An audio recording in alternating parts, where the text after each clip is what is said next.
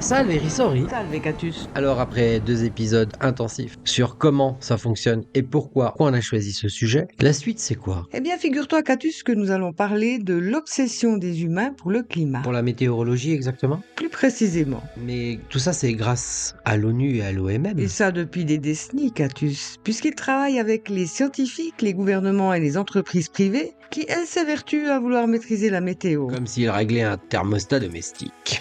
Exactement. Et tu sais comment ça s'appelle? Oui, ça s'appelle l'ensemencement des nuages. C'est une pratique qui vise à créer artificiellement des précipitations. Et tout ça à travers les époques et les continents, avec un enthousiasme oscillant entre peur et fascination me semble-t-il. J'ai tout Mais juste? jusqu'ici, oui. Mais alors Catus, les premiers, ça a été les Américains? Eh bien, il semblerait Irisori que oui, dès 1881. Ah oui, c'est là qu'ils ont commencé à faire preuve d'une créativité douteuse et qu'ils ont tenté de provoquer la pluie en faisant exploser des ballons remplis de gaz. Oui, et puis de dynamite et bien d'autres substances hautement inflammables dans le ciel.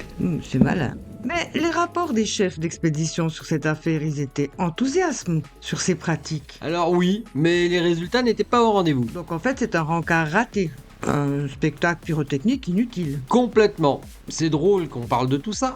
Ça me fait penser que les Russes, en 1921, eux aussi ont fait des expériences plutôt critiques. Ah, mais c'est eux qui se sont amusés à charger du sable avec de l'électricité et à le disperser dans les nuages. C'est exactement ça. Et les résultats n'étaient pas au rendez-vous non plus. Aïe, aïe, aïe. Et l'année d'après, en Afrique du Sud, ils ont essayé à peu près la même chose. Mais avec du sel. Qu'ils ont balancé depuis un biplan. Avec un zéro pointé. Complètement. Du coup, les USA en 1946 ont emboîté le pas, parce qu'ils ont découvert la chimie. Oui, ce fut un sacré pas en avant, ça. Grâce à Schaeffer et von Neumann. On vous en a parlé, ces deux, ils savent y faire pour faire pleuvoir. Complètement. Mais le procédé, il est efficace ou pas, Irisori? Oui ou pas. Enfin, un peu de science, Irisori, quand même, dans ce milieu folklorique. C'est sympa, non? Ouais, plutôt. Regarde, même la France s'est amusée à ça en 1950. Oui, pour protéger son pinard. Ouais, de la grêle, c'est vrai. Avec des ballons biodégradables, eux. Faut le souligner. Bien chargés d'iodure d'argent, qu'ils ont envoyés dans le ciel. Oui, sans compter le fait qu'il possède un arsenal de 1083 générateurs d'iodure d'argent brûlés à l'acétone.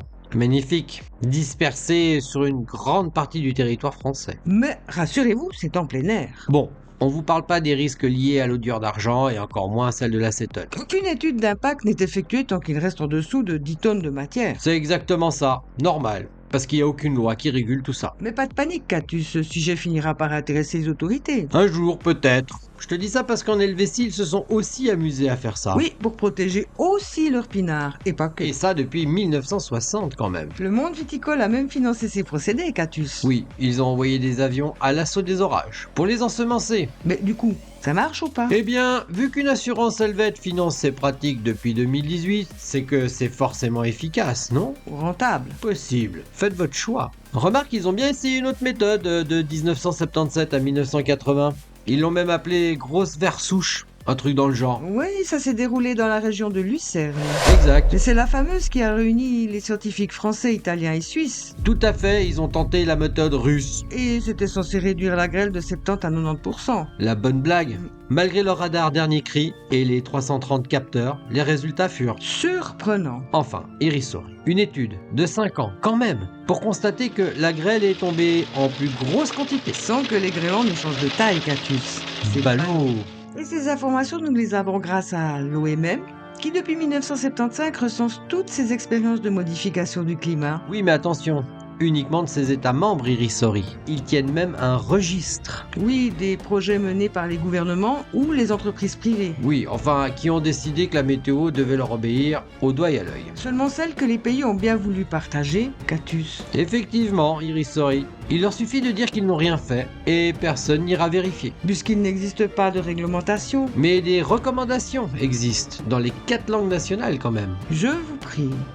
Pour faire tout ça en toute transparence peut-être? Ou pas, Irisori. Qui écoute ces organisations de toute façon? Chacun partage ce qu'il veut, secret d'État. D'ailleurs, entre 1967 et 1972, l'armée américaine s'est bien amusée au Vietnam, avec la météo. Histoire de ralentir les troupes ennemies, on s'en souvient. C'est ça. C'est pour cela que, une fois informé, l'ONU a mis en place une règle en 1976. L'interdiction d'utiliser le climat à des fins militaires. Qui ira vérifier? Pas moi. Mais rassure-toi, Irisori, à des fins pratiques, tout est permis et même encouragé. Ils peuvent donc continuer leurs petites expériences. Du coup, en Espagne, dès 1979 et pendant 3 ans, Ils ont fait des tests dans le bassin de Duero. très belle région. Du coup, un peu de pluie serait bienvenue. La méthode, Schaeffer, semer de la glace sèche dans les nuages. Pourquoi pas? Encore un flop? Mais au moins, ils ont assez de documentation pour expliquer la sécheresse maintenant. Oui. En conclusion, cette technique née aux États-Unis dans les années 40 qui vise à faire tomber la pluie ou limiter la grêle, Avec un produit polluant persistant, Catus. dont presque personne ne veut analyser et quantifier l'impact. Et ça coûte très cher tout ça, avec des résultats